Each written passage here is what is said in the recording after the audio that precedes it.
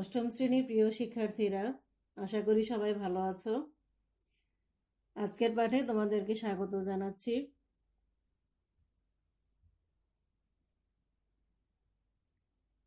আমি সেলিনা পারভিন, সহকারী শিক্ষক, government laboratory high school, Comilla. আজকে পাঠের বিষয় হচ্ছে অষ্টম শ্রেণীর গণিত, সপ্তম অধ্যায়। আজকে আমরা সেট নিয়ে আলোচনা করব। শিক্ষার্থীরা এখানে দেখতে পাচ্ছ একটা টি সেট, তারপরে হচ্ছে সোফা সেট, এখানে হচ্ছে পিতলের ডিনার সেট এবং এখানে বইয়ের সেট। তাহলে এখানে প্রত্যেকটা কি এক একটা সেট। তো বীজগণিতেও তোমাদের এরকম সেট আছে। তো আজকে আমরা সেই অংশটা নিয়েই আলোচনা করব। তো আজকে পাঠের বিষয় হচ্ছে সেট। এই পাঠ শেষে তোমরা যা শিখতে পারবে সেটা হচ্ছে সেট কি, সেট প্রকাশের পদ্ধতি এবং সেটের প্রকারভেদ। তো প্রথমে হচ্ছে সেট শব্দটি আমাদের সুপরিচিত। আমরা যেমন tea set, sofa set, dinner set, এক সেট বই ইত্যাদি।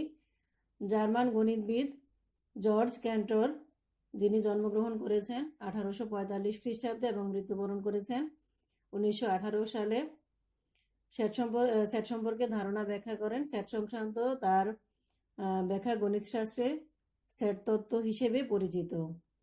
সেটের প্রাথমিক ধারণা থেকে প্রতীক ও চিত্রের মাধ্যমে সেট সম্পর্কে জ্ঞান অর্জন করা আবশ্যক। তো এখানে জর্জ ক্যান্টরের একটা ছবি আমি দিয়ে দিলাম যাতে তোমরা চিনতে পারো, যখনই কোনো ছবি দেখবে আলাদা করে যেন বুঝতে পারো। সেট কি? বাস্তব বা চিন্তা জগতে সুসংজ্ঞায়িত বস্তু সমাবেশ বা সংগ্রহকে সেট বলে। ইংরেজি বর্ণমালার প্রথম 5টি বর্ণ, এশিয়া মহাদেশের দেশসমূহ, স্বাভাবিক সংখ্যা ইত্যাদির সেট সুসংজ্ঞায়িত সেটের উদাহরণ। কোন বস্তু বিবেচনাধীন সেটের অন্তর্ভুক্ত আর কোনটি নয় তা সুনির্দিষ্টভাবে নির্ধারিত হতে হবে। সেটের বস্তুর কোনো পুনরাবৃত্তি ও ক্রম নেই। পুনরাবৃত্তি মানে কি, কোনো সংখ্যা বা কোনো মানে আমরা যখন লিখি, যেমন একটা সেট যদি হয় A B C D E, আরেকটা সেটের সদস্য যদি হয় ই এফ জি এইচ, তাহলে কিন্তু এখানে ই দুইবার বসবে না, একবারই বসবে। সেই কারণে বলা হয় যে সেটের বস্তুর কোনো পুনরাবৃত্তি নেই এবং ক্রমও নেই। যেমন 1 2 3 এর পরে যদি আমরা এ বি লিখি, সেখানেও কিন্তু আমরা লিখতে পারি। সেটের উপাদানগুলোকে এখানে দুইটা দ্বিবন্ধন বা দ্বিতীয় বন্ধনী দুইটা আছে, এই পাশে একটা দ্বিতীয় বন্ধনী, এই পাশে একটা দ্বিতীয় বন্ধনী, এই প্রতীকের মধ্যে অন্তর্ভুক্ত করে সেট হিসেবে ব্যবহার করা হয়। যেমন এবিসি এর সেটকে আমরা এখানে দ্বিতীয় বন্ধনীর ভিতরে, যেমন এবিসি এ পাশে দ্বিতীয় বন্ধনী, এই পাশে দ্বিতীয় বন্ধনী দিয়ে আমরা সেটটাকে প্রকাশ করি। তিস্তা, মেঘনা, যমুনা ও ব্রহ্মপুত্র নদ নদীর সেট হচ্ছে এরকম, এখানে দ্বিতীয় ব্র্যাকেট, এখানে দ্বিতীয় ব্র্যাকেট, এখানে হচ্ছে তিস্তা, মেঘনা, যমুনা, ব্রহ্মপুত্র। তাহলে দ্বিতীয় ব্র্যাকেটের ভিতরে অন্তর্ভুক্ত করে কিন্তু আমরা সেটকে প্রকাশ করি। মনে করি সেট এ এর একটি উপাদান এক্স, একে গাণিতিকভাবে আমরা কি পড়ব যে এক্স হচ্ছে এ সেটের উপাদান, অথবা আমরা এরকমও বলতে পারি এক্স বিলংস টু এ। আবার এখানে যেমন আরেকটা বলা আছে যে M B equal to M N হলে এম বিলংস টু বি এবং এন বিলংস টু বি, তার মানে হচ্ছে এম এবং এন উভয়ে কিন্তু বি সেটের সদস্য। সেট প্রকাশের পদ্ধতি, প্রধানত সেট দুই পদ্ধতিতে প্রকাশ করা হয়। প্রথমটি হচ্ছে তালিকা পদ্ধতি এবং দ্বিতীয়টি হচ্ছে সেট গঠন পদ্ধতি।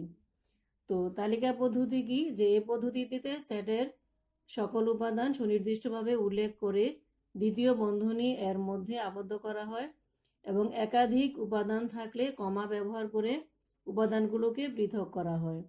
যেমন এখানে এ সেটের উপাদান হচ্ছে 1 2 3, তাহলে এখানে উপাদানগুলি কিন্তু সুনির্দিষ্ট।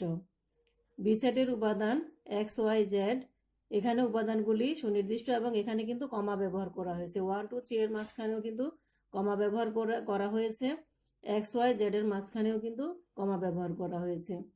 সি ইকুয়াল টু হচ্ছে 100, এখানে একটা উপাদানই আছে, ডি হচ্ছে দুইটা উপাদান গোলাপ এবং রজনীগন্ধা, এবং এখানেও কিন্তু কমা ব্যবহার করা হয়েছে। ই সেটের উপাদান হচ্ছে রহিম, সুমন, শুভ্র, চাংপাই, এখানেও কিন্তু কমা ব্যবহার করা হয়েছে। তো কাজে এখানে উপাদানগুলি সুনির্দিষ্ট এবং যদি একাধিক উপাদান থাকে সেক্ষেত্রে আমরা কমা ব্যবহার করব। এরপরে হচ্ছে সেট গঠন পদ্ধতি। এই পদ্ধতিতে সেটের সকল উপাদান সুনির্দিষ্টভাবে উল্লেখ না করে উপাদান নির্ধারণের জন্য শর্ত দেওয়া থাকে। যেমন এখানে 10 এর চেয়ে ছোট স্বাভাবিক জোড় সংখ্যার সেট এ হলে এ ইকুয়াল টু এক্স, যেন এক্স স্বাভাবিক জোড় সংখ্যা এক্স লেস দেন 10। তার মানে হচ্ছে এখানে সরাসরি কিন্তু বলা ছিল না, যেমন আগেরটাতে আমরা বলেছি যেমন এ ইকুয়াল টু 1, 2, 3, এখানে উপাদানগুলি নির্দিষ্ট ছিল। এখানে কিন্তু নির্দিষ্ট নেই, এখানে উপাদান নির্ধারণের জন্য শর্ত দেওয়া আছে এবং সেই শর্ত অনুযায়ী কিন্তু সেটটাকে লিখতে হয়।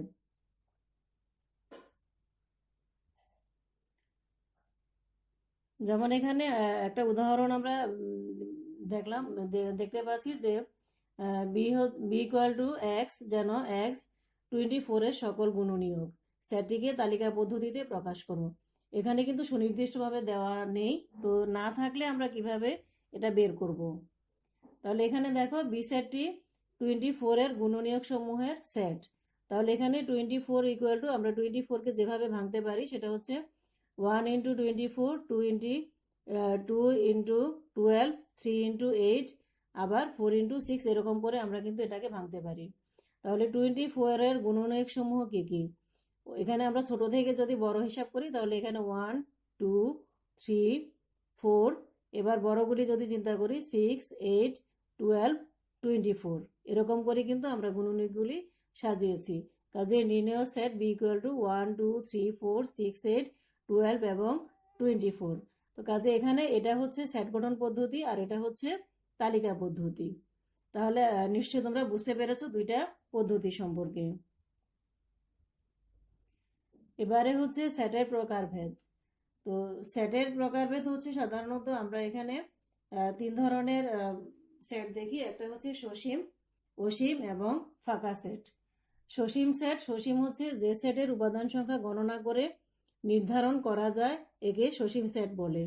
যেমন এখানে বড় হাতের এ আছে আর এখানে ছোট হাতের ABCD আছে, তাহলে এখানে কয়টা উপাদান আছে আমরা কিন্তু গুণে বের করতে পারবো। এখানে উপাদান হচ্ছে 4টি। ঠিক একইভাবে বি ইকুয়াল টু 5, 10, 15, এখানে ডট দিয়ে 100 পর্যন্ত দেওয়া আছে, তার মানে হচ্ছে এগুলি সবগুলি সংখ্যা হবে 5-এর গুণিতক। তাহলে 5-এর গুণিতক 100 পর্যন্ত কয়টা সংখ্যা আছে সেটা আমরা গুণে বের করতে পারবো।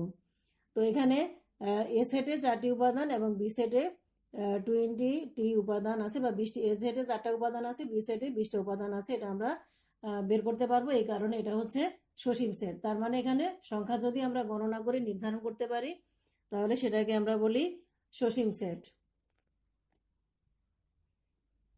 এবারে হচ্ছে অসীম সেট। যে সেটের উপাদান সংখ্যা গণনা করে নির্ধারণ করা যায় না একে অসীম সেট বলে। অসীম সেটের একটি উদাহরণ হলো স্বাভাবিক সংখ্যার সেট, যেমন n ইকুয়াল টু 1, 2, 3, 4, এখানে ডট দেওয়া আছে, তার মানে এটা কোনো নির্দিষ্ট সীমা নেই, মানে আমরা গণনা করেও শেষ করতে পারবো না, কারণ সংখ্যা হাজার হাজার লাখে লাখে সংখ্যা আছে, কাজে এটাকে আমরা গুণে শেষ করতে পারবো না। এই কারণে সেটের উপাদান সংখ্যা অসংখ্য, যা গণনা করে নির্ধারণ করা যায় না। এরপরে হচ্ছে ফাঁকা সেট। যে সেটের কোনো উপাদান নেই একে ফাঁকা সেট বলে। ফাঁকা সেটকে আমরা এই প্রতীক দিয়ে প্রকাশ করি। তাহলে এখানে আমরা 3 ধরনের সেট সম্পর্কে জানতে পারলাম: সসীম সেট, অসীম সেট এবং ফাঁকা সেট। এরপরে হচ্ছে উপসেট। উপসেট কি, যে এখানে কোনো সেটের উপাদান থেকে যতগুলো সেট গঠন করা যায় এদের প্রত্যেকটি প্রদত্ত সেটের উপসেট। যেমন এখানে এ ইকুয়াল টু হচ্ছে AB, এটা একটা সেট। এ সেটের উপাদান নিয়ে আমরা যে সেটগুলি তৈরি করতে পারি, প্রথমে AB নিয়ে একটা সেট তৈরি করতে পারি, A কে আলাদা লিখে একটা সেট তৈরি করতে পারি, B কে আলাদা লিখে আরেকটা সেট তৈরি করতে পারি। তাহলে এখানে ঘটিত 3টা সেট হচ্ছে এ সেটের উপসেট। আবার ফাঁকা সেটও কিন্তু যে কোনো সেটের উপসেট হয়।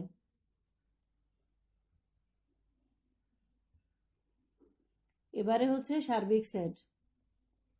আলোচনায় সংশ্লিষ্ট সকল সেট যদি একটি নির্দিষ্ট সেটের উপসেট হয় তবে ওই নির্দিষ্ট সেটকে আর উপসেটগুলোর সাপেক্ষে সার্বিক সেট বলে। সার্বিক সেটকে আমরা প্রকাশ করি ইউ দিয়ে, বড় হাতের ইউ অক্ষর দিয়ে সূচিত করি। যেমন এখানে উদাহরণ হিসেবে বলা আছে যে কোনো বিদ্যালয়ের সকল শিক্ষার্থীর সেট হলো সার্বিক সেট এবং অষ্টম শ্রেণীর শিক্ষার্থীদের সেট উক্ত সার্বিক সেটের উপসেট।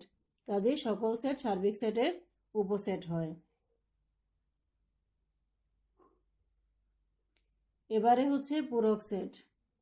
পূরক সেট হচ্ছে যদি ইউ সার্বিক সেট এবং এ সেটটি ইউ এর উপসেট হয়। এখানে যে গোলবৃত্ত দিয়ে দেওয়া আছে, এখানে আয়তাকার যে ক্ষেত্রটা সেটা হচ্ছে সার্বিক সেট, আর এখানে গোলবৃত্তের মতো যেটা দেওয়া আছে সেটা হচ্ছে এ সেট। তবে এ সেটের বহির্ভূত সকল উপাদান নিয়ে যে সেট গঠন করা হয় একে এ সেটের পূরক সেট বলে। এ এর পূরক সেটকে আমরা এর উপর সি বা এ প্রাইম দ্বারা বা এ ডট দ্বারা প্রকাশ করতে পারি। উদাহরণ হিসেবে বলা আছে এখানে যে মনে করি অষ্টম শ্রেণীর 60 জন শিক্ষার্থীর মধ্যে 9 জন অনুপস্থিত। অষ্টম শ্রেণীর সকল শিক্ষার্থীদের সেট সার্বিক সেট বিবেচনা করলে উপস্থিত হচ্ছে 60 থেকে যদি 9 যায় বিয়োগ করি আমরা, তাহলে 51 জনের সেটের পূরক সেট হবে অনুপস্থিত 9 জনের সেট। তাহলে এভাবে কিন্তু আমরা এখানে পূরক সেট বের করে থাকি। যেমন এখানে উদাহরণ দিয়ে আমরা একটা দেখাচ্ছি যে যদি সার্বিক সেট ইউ ইকুয়াল টু হয় 1 2 3 4 5 6 এবং এই সেট যদি হয় 2 4 6, তাহলে এ এর পূরক সেট নির্ণয় করো। তাহলে এ এর পূরক সেট কি হবে যে এ এর বহির্ভূত উপাদান সমূহের সেট। তাহলে এ সেটের মধ্যে আছে 2 4 6, তাহলে আমরা যদি সার্বিক সেট থেকে 2 4 6 বাদ দিয়ে দেই তাহলে এখানে থাকবে হচ্ছে 1 3 5। তাহলে এখানে এ এর পূরক সেট হবে 1 3 5।